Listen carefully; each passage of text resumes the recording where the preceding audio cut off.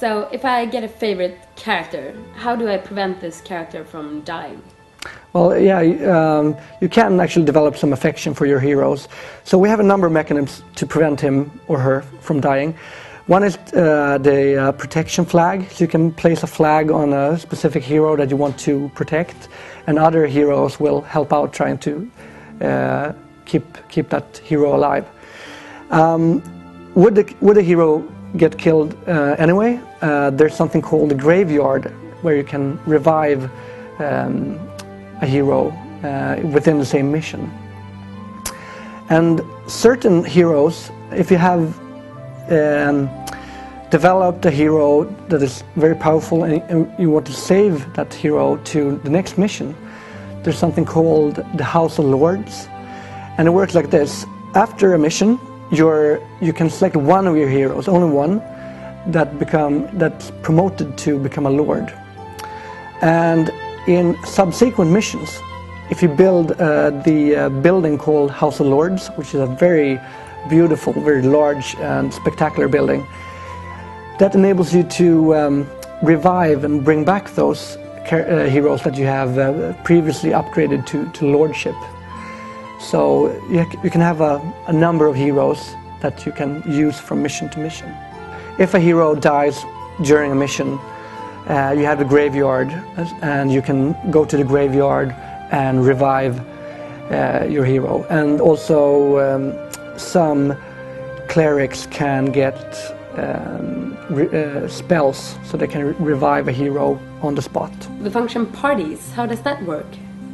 Well, parties is a very strong feature of Majesty 2, and it's a new feature. It didn't exist in the first game.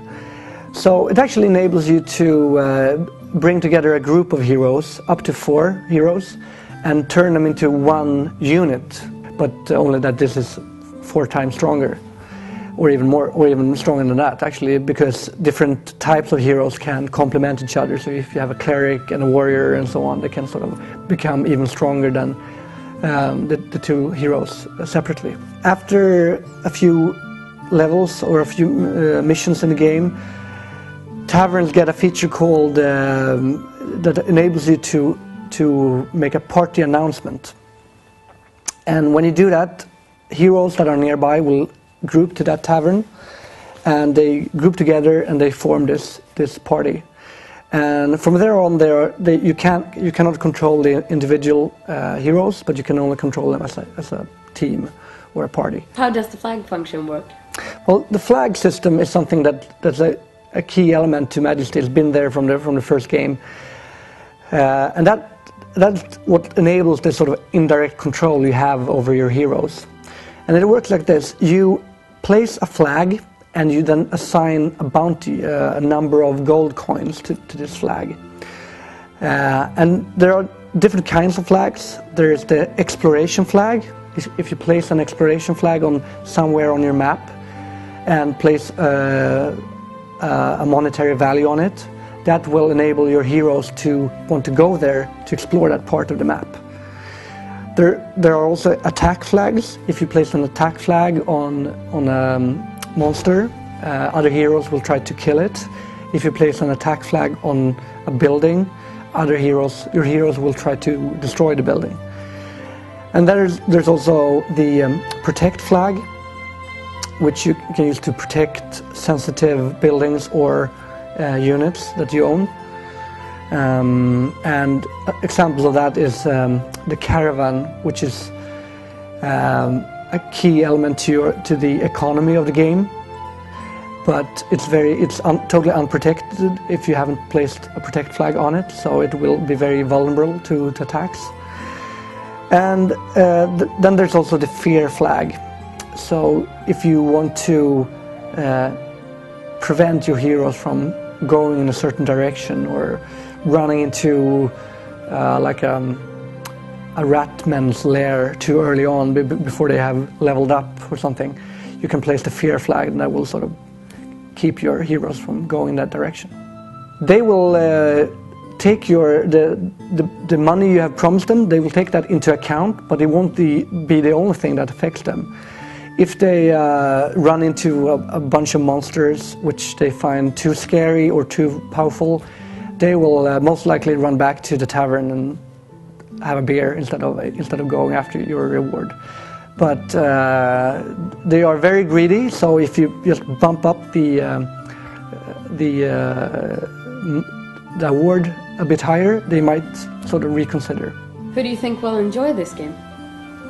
I think Majesty 2 will be enjoyable for all the fans of the original game, of course, but also for strategy players in general. It offers a very deep strategy experience, but it's still very accessible as a game. And I think a lot of actually people that haven't played that many strategy games could find some appeal in just the humorous tone of the game and the graphics and this world Ordania, which is very colorful and a lot of interesting characters in it. The game is sort of a micro simulation of a small city or a kingdom. You have the economic system where you have to have your heroes out finding gold treasures and so on, and you have to have the tax collector going around collecting tax from the tavern and so on to have money flow within your kingdom. And then you have the simulation of all the heroes and characters that have their own personalities and will make their own decisions based on different elements. Everything from money awards to if there's scary monsters nearby and so on. One key element to the humor and the funny tone of the game is in the voiceovers. We have a great voice actor called George Ledoux, who also played a big role in the original game, where he was the royal advisor to the Majesty, and he plays the same part in the sequel and a number of other parts as well.